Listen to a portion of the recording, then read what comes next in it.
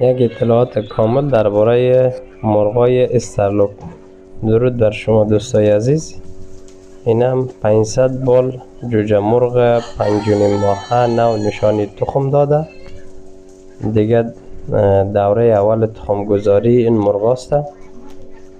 نسل خالص استرلوپ، نژاد استرالیایی. اینا 3 سالانه اگر خوب تغذیه شود 300-320 سال تخم میده. کسایی که فرم 500 بال، 300 بال، 400 بال جور کردن میتونن با شرکت هایی که دستگاه جوجه کشی دارن با اونا قرارداد بسته کنه.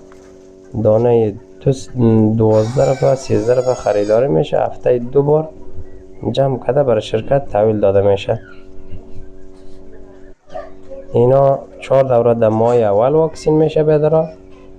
بعد از هم هر 40 روز هر 1 ماه یک واکسین نیوکاسل میشه. به خاطر محض احتیاط از مریضی های نیوکاسل یک واکسین نیوکاسل میشه. دیگه یک دوره واکسین آی بی و ایندی و تزریق شده.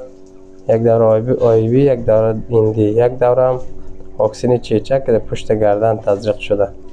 اینا کاملا صحتمند است. قیمتشان هم 580 افغانی. 1 ماه داریم 120، 2 ماه داریم 200، 3 ماه داریم 300.